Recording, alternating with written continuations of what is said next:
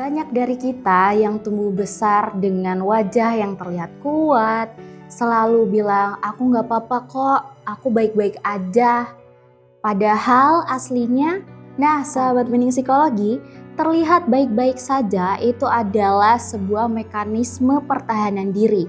Artinya seseorang sengaja untuk menutup perasaannya rapat-rapat sehingga dia terlihat baik-baik saja di depannya. Strategi baik-baik saja itu bukan muncul secara tiba-tiba. Tapi, benarkah mereka baik-baik saja? Atau itu hanya cara mereka bertahan dari luka yang lama?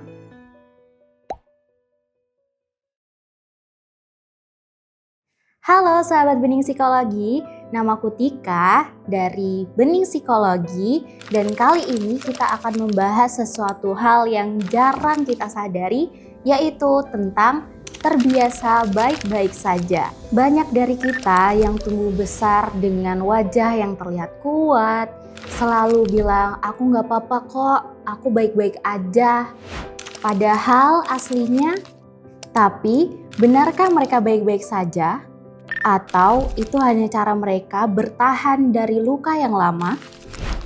Sebut saja namanya Budi. Dari kecil, Budi ini selalu mengalami situasi yang gak aman. Saat dia jatuh dan menangis, bukannya dia dipeluk, tapi dia malah dimarahi. Dari sini lama-lama Budi belajar bahwa menunjukkan perasaannya itu adalah sesuatu yang berbahaya.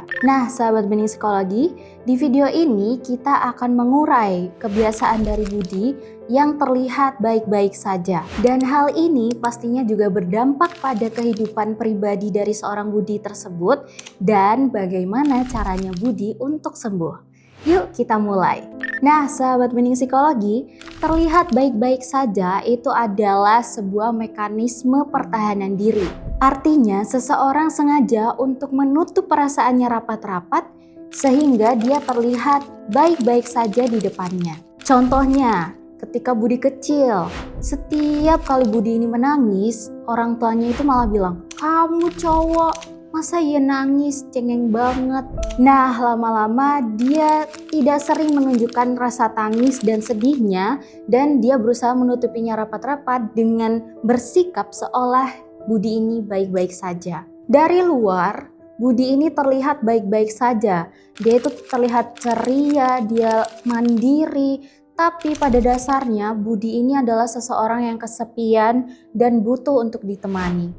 Kebiasaan ini bukan karena Budi tidak memiliki perasaan, tapi karena dia mematikan perasaannya dari kecil agar dia itu bisa tetap diterima oleh lingkungannya. Kenapa strategi ini muncul? Karena pada dasarnya anak itu belajar dari pengalaman. Sekarang kita coba kupas satu persatu apa yang dialami dari Budi ini. Yang pertama adalah lingkungan yang tidak aman. Ketika Budi ini berusaha untuk jujur soal perasaannya, lingkungan sekitarnya itu malah menertawakannya. Dari sini kita bisa lihat bahwa Budi ini ketimbang ditertawakan oleh lingkungannya, akhirnya dia berusaha untuk menyimpan semuanya sendirian. Yang kedua adalah validasi, khususnya dari segi lingkungan yang paling dekat dengan Budi, yaitu adalah orang tuanya sendiri. Ketika Budi ini merasa capek, lelah, terus dia bilang akan hal itu kepada orang tuanya, bukannya orang tuanya ini malah menghibur atau mendukung dari anaknya, orang tuanya malah bilang, masa gitu aja capek. Kemudian selanjutnya adalah Budi yang harus mandiri sejak dia kecil. Misalkan Budi ini memiliki adik. Dari kecil dia itu berusaha dan memang diharuskan untuk bersikap lebih dewasa ketimbang orang-orang seusianya. Misalkan Budi ini sering disuruh untuk menjaga adiknya, padahal dia sendiri juga membutuhkan perhatian yang lebih untuk dirinya sendiri. Yang keempat nih adalah takut kehilangan kasih sayang. Budi ini berpikir, kalau misalkan aku terlihat lemah, aku tidak terlihat kuat, apakah aku akan kehilangan kasih sayang? Maka dari itu, Budi berusaha untuk terlihat kuat yang pada akhirnya agar mendapatkan perhatian dan kasih sayang yang lebih dan kuat dari orang tuanya. Nah, dari sini sahabat bening psikologi, itu kita bisa lihat bahwa strategi baik-baik saja itu bukan muncul secara tiba-tiba. Tapi itu adalah cara dari seorang anak untuk melindungi dirinya sendiri dari luka yang lebih besar. Nah, kalau strategi ini terbawa sampai Budi dewasa, itu dampaknya akan menjadi besar. Bayangkan nih kalau Budi sudah bekerja dan dia juga terlihat ramah, tidak menolak pekerjaan tambahan. Semua orang ini menganggap Budi adalah orang yang bisa diandalkan. Tapi nanti ketika dia sudah sampai di rumah, Budi merasa hampa. Dia tidak tahu apa-apa, dia tidak merasa dirinya ini kenapa-napa. Dan Budi pun juga bingung ketika ditanya apa yang sebenarnya dia rasakan. Budi ini juga seorang yang menganggap bahwa dia kalau minta tolong itu malah takut untuk merepotkan seseorang. Pasti lama-kelamaan topeng ini itu pasti membuat dia lelah kan. Mungkin dari luar dia kelihatan baik-baik aja, tapi di dalam dia itu menyimpan rasa cemas, lelah, dan kesepian. Sahabat bening psikologi, terlihat baik-baik saja itu bukan berarti orang memang benar-benar terlihat baik-baik saja.